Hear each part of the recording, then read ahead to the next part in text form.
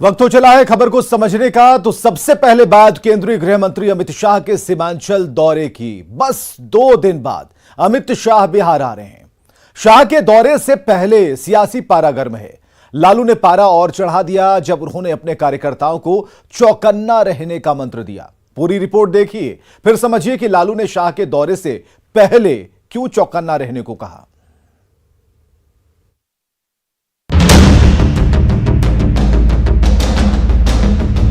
बिहार में सरकार बदलने के बाद पहली बार केंद्रीय गृह मंत्री अमित शाह बिहार आ रहे हैं। 23 और 24 सितंबर को शाह का सीमांचल दौरा है। दौरे से पहले विपक्ष की बेचैनी बढ़ गई है। पहले आरजेडी के राष्ट्रीय अध्यक्ष लालू प्रसाद का बयान तो सुनिए। ये देखिएगा किशनगंज के इलाका में, अररिया के इलाका में शाह आके घूम रहे हैं। जरूर इसके मन में काला है। कुछ ऐसा ही बयान जेडीयू के राष्ट्रीय अध्यक्ष ललन सिंह ने भी दिया था। ललन सिंह को भी अमित शाह के दौरे से माहौल बिगड़ने का डर सता रहा है। सांप्रदायिक सद्भाव खराब करने के लिए, सामाजिक सद्भाव खराब करने का प्रयास करने के लिए लोग लगे हुए। केंद्रीय गृह मंत्री के दौरे से पहले विपक्ष की बेचैनी पर बीजेपी के नेता तंज कस रहे हैं। बीजेपी नेता विपक्ष से सवाल पूछ रहे हैं कि शाह के दौरे से डर क्यों इतने परेशान हो रहे हैं। देश का गृह मंत्री क्या किसी राज्य का दौरा नहीं कर सकता है? लेकिन महागठबंधन डर गई है, परेशान है, पता नहीं क्या होगा। अभी तो अमित शाह का दौरा, अभी तो पीएम का दौरा होना बाकी है। अब शाह के दौरे से विपक्ष के डर की वजह जानिए। सीमांचल महागठबंधन का मजबूत गढ़ है। किशनगंज जिले की 4 विधानसभा सीटों में 3 पर आरजेडी और 1 पर कांग्रेस का कब्जा है। 2019 लोकसभा चुनाव में मोदी की जबरदस्त लहर के बाद भी किशनगंज सीट कांग्रेस जीत गई थी। गृह मंत्री अमित शाह के दौरे के सहारे बीजेपी महागठबंधन के गढ़ को ढा सकती है। न्यूज़ 18 के लिए पटना से रवि एस नारायण के साथ ब्यूरो रिपोर्ट। तो आप समझिए कि लालू ने अमित शाह के दौरे से पहले क्यों चौकन्ना रहने को कहा। माना जाता है कि सीमांचल में महागठबंधन मजबूत है। लालू प्रसाद की पार्टी आरजेडी की सबसे बड़ी ताकत है एमवाई यानी मुस्लिम यादव फैक्टर, और मुस्लिम यादव वोट बैंक के जरिए आरजेडी विपक्षी पार्टियों के सामने दावेदारी पेश करती रही है। किशनगंज लोकसभा क्षेत्र में सबसे अधिक 67% मुस्लिम वोटर हैं। इसके बाद कटिहार का नंबर आता है जहां 38% वोटर हैं मुस्लिम। अररिया में 32%, पूर्णिया में 30%। तो बिहार में मुसलमान वोटर जो हैं वो 16% के आसपास माने जाते हैं।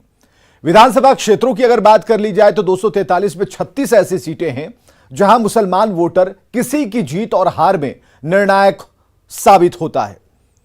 पिछली बार एनडीए ने सीमांचल में बेहतर प्रदर्शन किया था, लेकिन अब हालात बदल गए। अब सरकार में आरजेडी, जेडीयू और कांग्रेस की सरकार है, और ऐसा माना जा रहा है कि अमित शाह भी लालू की पार्टी के उसी दांव को आजमाएंगे।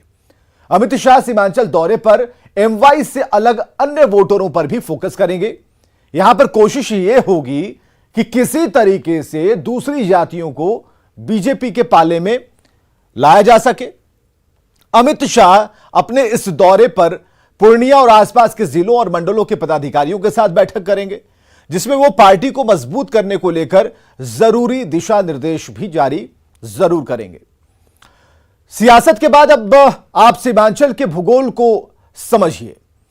पश्चिम बंगाल और नेपाल से सटा इलाका जो है वो सीमांचल है। इस तस्वीर को आप देखिए जरा। पूर्णिया, कटिहार, किशनगंज और अररिया ये सीमांचल के 4 जिले हैं, और ये इलाका नेपाल और पश्चिम बंगाल से सटा हुआ है।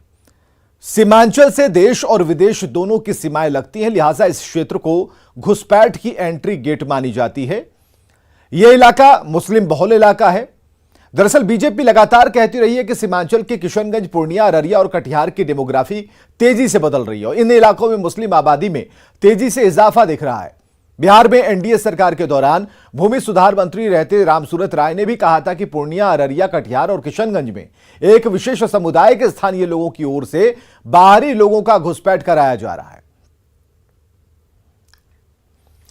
तो जाहिर है सीमांचल में 4 जिले आते हैं जो नेपाल और बंगाल से सटे हैं। अब हम आपको दिखाते हैं कि सीमांचल की यह सीमा कितनी संवेदनशील है, कैसे सीमांचल की सीमा से घुसपैठ देश की आंतरिक सुरक्षा के लिए खतरा है। सीमांचल पर सियासी संग्राम।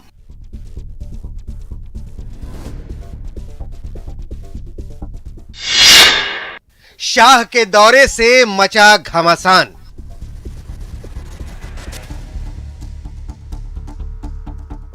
सीमांचल का इलाका तस्करी को लेकर हमेशा सुर्खियों में रहता है।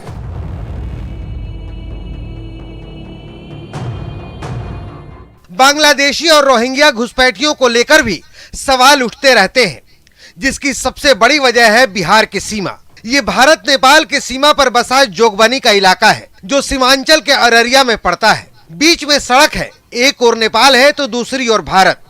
आप देख सकते हैं कि कितनी आसानी से लोग सरहदें पार कर रहे हैं। जोगबनी के ऐसे ही ओपन बॉर्डर होकर आसानी से घुसपैठ होती है, जो बिहार और देश की सुरक्षा के लिए बड़ा खतरा है।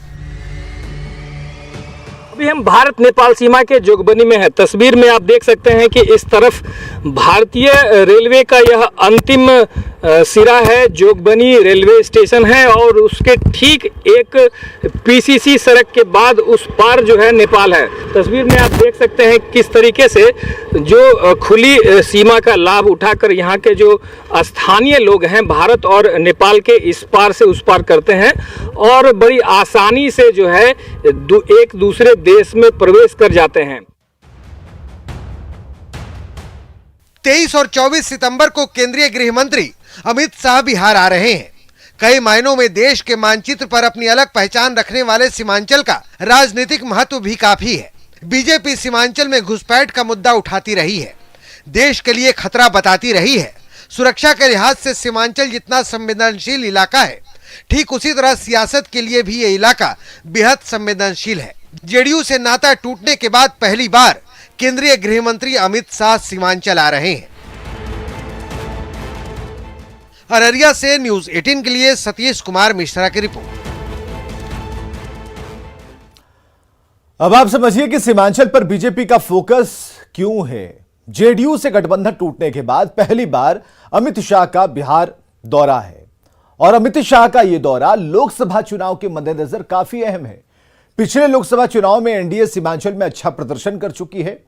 पिछले लोकसभा चुनाव में एनडीए, जिसमें जेडीयू और बीजेपी ने साथ मिलकर चुनाव लड़ा था, एनडीए को बिहार की 40 लोकसभा सीटों में से 39 पर जीत हासिल हुई थी, और इस बार उसी इतिहास को दोहराने के लिए बीजेपी तैयारी कर रही है।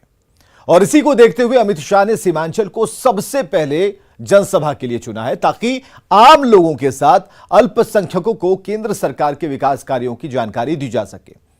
सीमांचल इलाका तस्करी को लेकर हमेशा बदनाम रहा है, और इस क्षेत्र में बांग्लादेशी और रोहिंग्या घुसपैठियों को लेकर बार बार सवाल उठते रहे। आतंकी संगठनों की गतिविधियां सीमांचल के इलाके में दिखती रही हैं। 2024 के लिए नीतीश कुमार के बिना भी बीजेपी ने 35 सीटों का लक्ष्य निर्धारित किया है, तो अमित शाह का यह दौरा इसी मुहिम पर पहली और महत्वपूर्ण कड़ी मानी जा रही है। एक बड़ी खबर आ रही है पटना से, जरा ये हम आपको बताते चलते हैं। पटना में 30 किलो सोना बरामद किया गया है, इस वक्त की बड़ी खबर है। राजधानी पटना में 30 किलो सोना के बरामदगी की खबर है, और जब्त सोने की कीमत करीब 12 करोड़ रुपए बताई जा रही है। सोने के बारे में खबर यह है कि मुंबई इसे भेजने की तैयारी थी, कुरियर के जरिए इसे भेजा जा रहा था। डीआरआई की टीम ने सोने को बरामद कर लिया है। तस्वीर आप देख पा रहे हैं, डीआरआई लिखा है।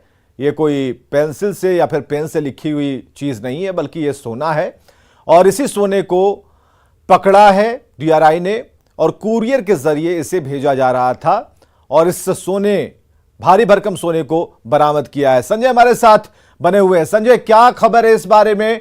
30 किलो सोना, मकसद क्या था, कहां पर इसकी तस्करी हो रही थी?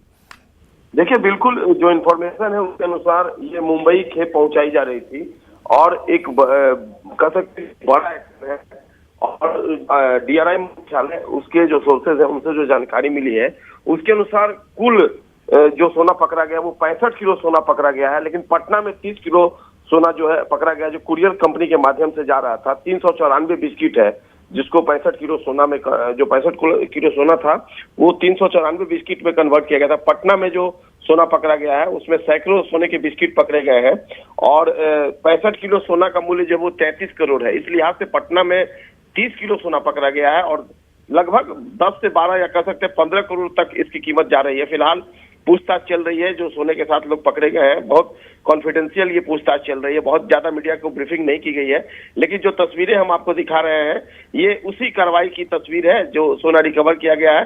गोल्ड बिस्किट है ये और एक बड़ा एक्शन डीआरआई के माध्यम से। जी चलिए, बहुत बहुत शुक्रिया संजय तमाम जानकारियों के लिए।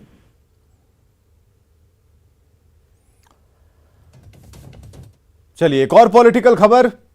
नीतीश को संन्यास की सलाह दी गई है। जी हां, आरजेडी नेता शिवानंद तिवारी ने इशारों ही इशारों में नीतीश कुमार को 2025 में सीएम की कुर्सी छोड़ने की सलाह दी, जिस पर बिहार की राजनीति गर्म है।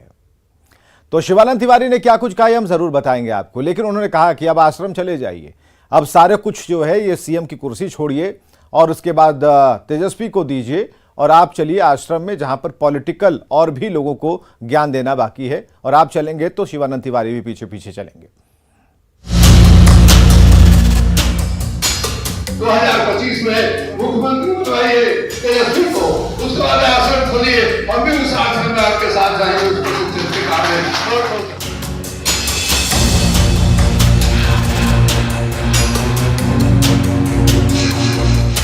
अभी एक दिन पहले की ही तो बात है, नीतीश कुमार ने तेजस्वी की तरफ इशारा कर युवाओं को आगे बढ़ाने की बात कही थी।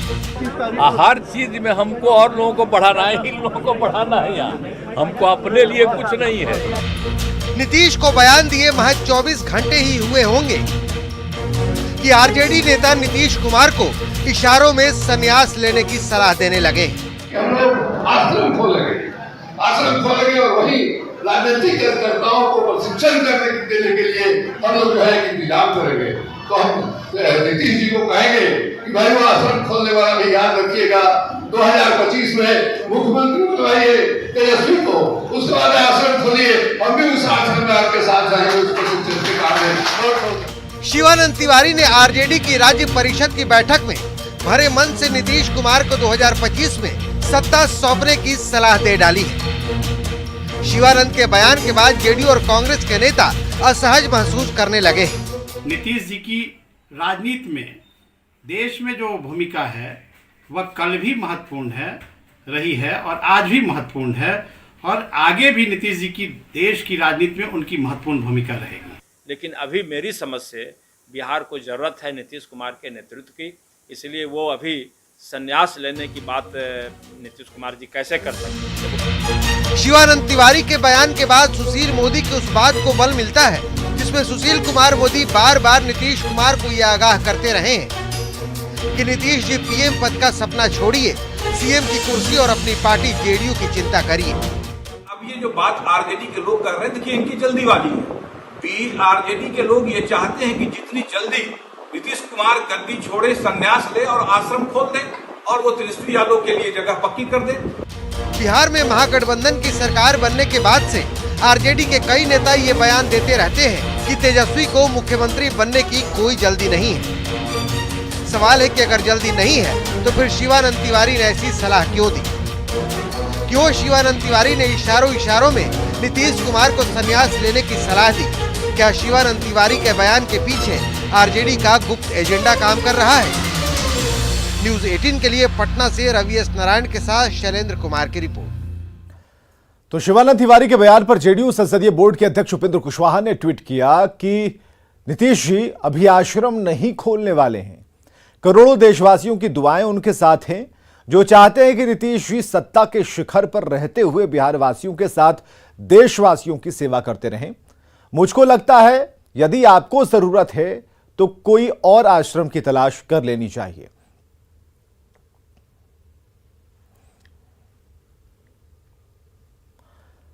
और खबर है बेगूसराय से, जहां एक बार फिर गोलियों की तड़तड़ाहट से दहल उठा बेगूसराय। एक बार फिर 13 सितंबर की वारदात को लेकर सबके दिमाग उड़ गए और इसे दोहराने की कोशिश की बदमाशों ने। हालांकि कोई घायल नहीं हुआ। बुधवार को 2 अलग अलग वारदातों में एक शख्स को गोली मारकर जख्मी कर दिया गया, तो रेलवे ट्रैक से एक शव मिलने से सनसनी मच गई। सवाल यहां यह है कि अपराधी लगातार चुनौती दे रहे हैं तो पुलिस क्या कर रही है?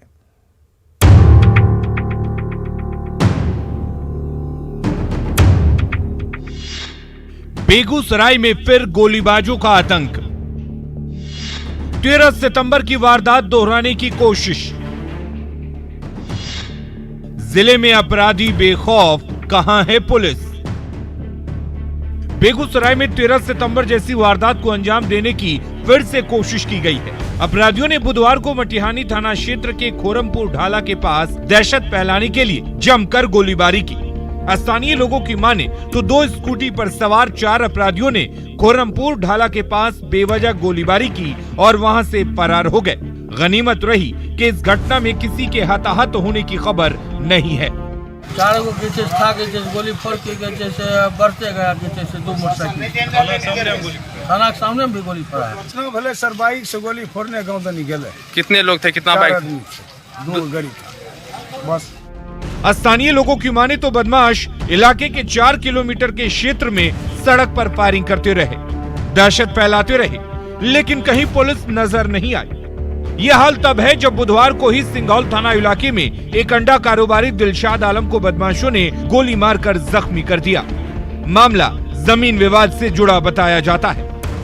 बुधवार को ही जिले के बछवाड़ा रेल थाना क्षेत्र में रेल ट्रैक से शव मिलने से सनसनी फैल गई।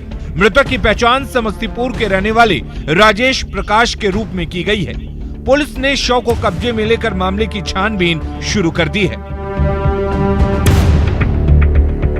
एक दिन में 3 वारदातों से बेगूसराय थर्रा उठा है, लेकिन पुलिस है कि छापेमारी करने, कार्रवाई करने और आरोपियों को जल्द पकड़े जाने की बात ही करती रहती है और बदमाश हैं कि सरेआम वारदातों को अंजाम देकर पुलिस प्रशासन को मुंह चिढ़ा रहे हैं, वो भी तब जब 9 दिनों के भीतर ही गोलीकांड की ये दूसरी वारदात है। 13 सितंबर को भी अपराधियों ने बछवाड़ा थाना क्षेत्र से लेकर चकिया थाना क्षेत्र तक जमकर गोलीबारी की थी, जिसमें एक शख्स की मौत हो गई थी जबकि 10 लोग घायल हो गए थे। न्यूज़ 18 के लिए बेगूसराय से संतोष कुमार की रिपोर्ट। वैशाली के लालगंज में एक स्कूल से 140 कार्टन शराब जब्त की गई, जबकि सिवान में एक कंटेनर से 40 लाख की शराब बरामद की गई। हालांकि मिल रही शराब का हवाला देते हुए आरसीपी सिंह ने शराबबंदी को पूरी तरह फेल बताया।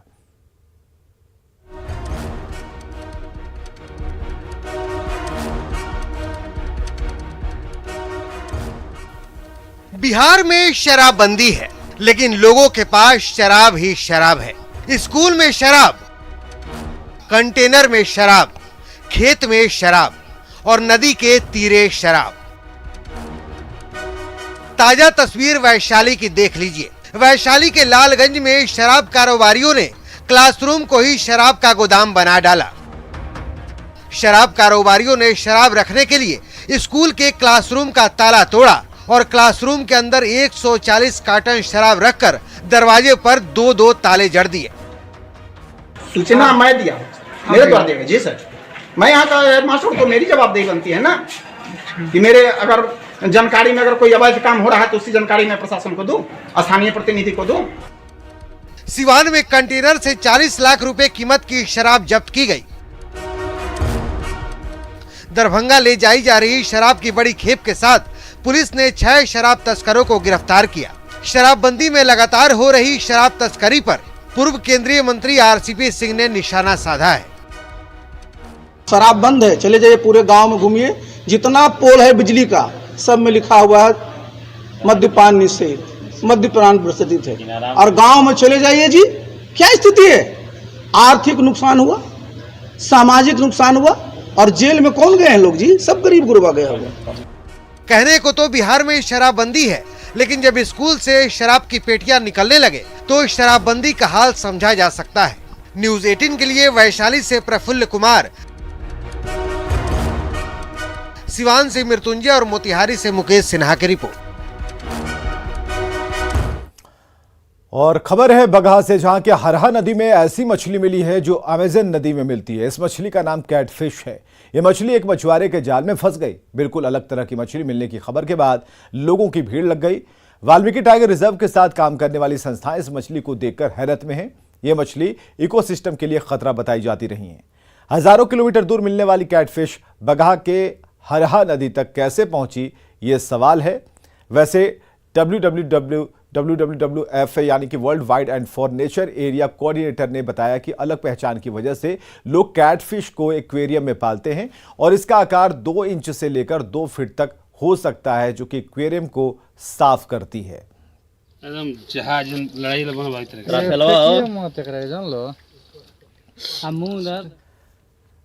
और खबरें लगातार जारी हैं, बने रहिए हमारे साथ।